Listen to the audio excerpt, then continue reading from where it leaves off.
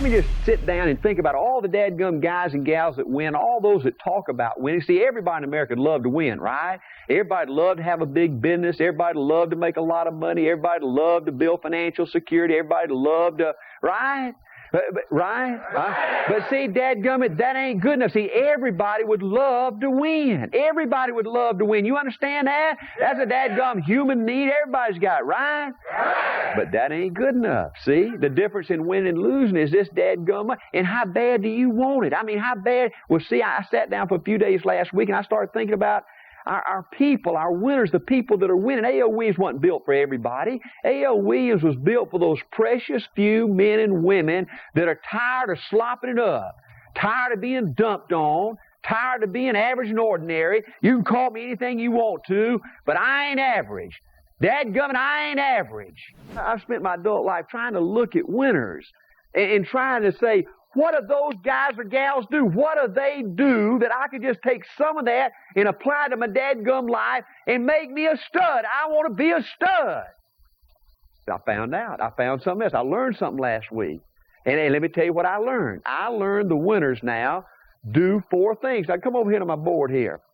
These are 4 keys to winning. You cut open any winner out there. I flat tell you, these people do these 4 things. Number 1, they dream big. I'm going to talk to you about it's going to sort of be my see, some of you, the reason many of you are losing right now today is you don't dream big. And life turns out for you the way you see it turn out. If you see small dreams, if you see small success, if you see problems, disappointment, failure, heartache in your dadgum life, that's exactly what you're going to have. You got to dream big. See, they ain't more talented. They go through the same crap the losers go through, same heartaches, frustration, false starts, your whole dadgum life. I'm going to use Bob Buson as a dadgum example today of a guy that made it big. And you ain't got to have no special kind of ability. Bob Buson was a dadgum basketball coach. Now, can you think of a more worthless training than being, I mean, really. I mean, can you, in dadgum life, knocks you down every time you turn around, right? Isn't that right? It's your ability when you get knocked down to pick yourself up and go for it one more time, right? That's one reason I love the training I got coaching football, right? You got these dadgum folks in the wrong color jerseys knocking you down. You got to get up and knock the butt off, right? Well, Buson, all these basketball players and coaches out there, you know, they out there competing, you know, and the referee comes up and says, foul! You touched him. I saw you touch him. Well, you can't learn nothing in some kind of environment, right? But let me tell you, I'm going to tell you about Buson in just a minute. This guy's become mega wealthy now, you know. And so, look, I'm telling you, the guys and gals that they dream big. Number 2, they stay excited. Now, people in America are not going to believe in a dadgum dead butt, right? I mean, I was watching the news this morning on TV before I came into work. You had dadgum Iraqis over there just bombed one of our ships, right? I mean, you can sit down and you see so much crap happening in the world and so much crap happening in your business, so much crap happening.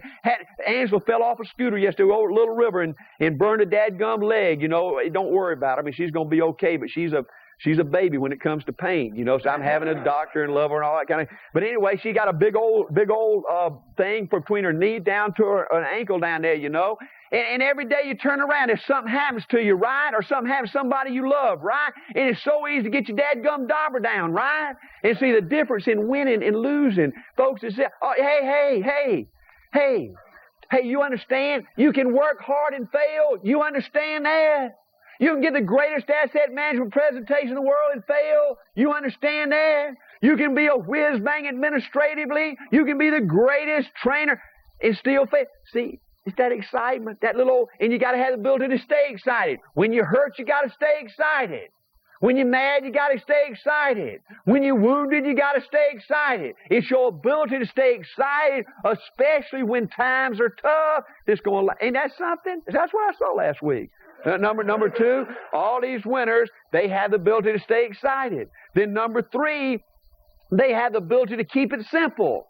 You know, back in football, the football teams that win year in and year out, Man, they do the basics, right? They're better at blocking. They're better at tackling. They're better at physical condition, right? They're a little bit mentally tougher, right? It ain't the fancy formation at all. That don't win. Not game in and game out year after year. That don't win your championship. You got to want it a little bit more, right? And you got to keep it dadgum simple. I see so many people fail in their AOE's career because they come to Monday morning managers meeting.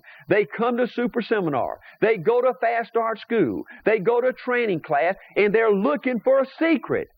They're looking for a gimmick. They're looking for a trick. They want somebody to tell them something where they don't have to go through the crowd. They don't have to pay the price I had to pay. They want to eliminate those frustrations. Well, folks, it don't work that way. See, the people that win are going to keep it simple. We do what's right for the consumer. That's why we're winning. Prudential's going to save a sale every now and then, right? Northwestern Mutual's going to make a sale every now and then. They can't win the war. They can't win the war. You understand why we're winning? Not because I'm so pretty. Not because I can get up here and blow and go like no more. Not because we got the #1 TV network in the whole world, right? Oh, that's part of it, right? But the reason we're winning is because you can make more money with me doing less bad things than anything in America, right? Okay, that's that simple, right? You want to make extra income? Who does? Everybody out there, right? Well, it's just an open and shut case, right? You are stupid not to come to work with me. We got the hottest, best thing going in America, right? Right. Is that right or not? Yeah. I mean, that's pretty simple, right? Right. Well, why ain't more you doing more out there if it's that simple, right? Well, that's what I want to talk. See, the people that win, they keep it simple. I see so many people that you go in there, and after you give your story for 2 hours, they still don't know what you all about, right? I mean, you don't have the ability to get down to the bottom line like me, right? Can I put it on your butt? Yeah. Right? Okay, well, you got to learn to put it on somebody's butt, right? To cut through all the crap, right?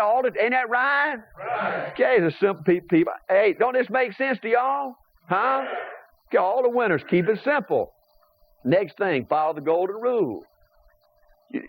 I really believe in order to win, folks, you gotta be a good person. I don't mean perfect person. They don't make nobody like that, right? But you gotta want to be good. You gotta want to deliver for the consumer. You gotta want to deliver on your promises to your new recruits. You gotta want people to be able to believe in you, right? I believe the winners do those 4 things. They dream big. They stay excited, especially when times are tough. They keep it simple, and they follow the golden rule. Bobby is the oldest time person now in the A.O. Williams Company.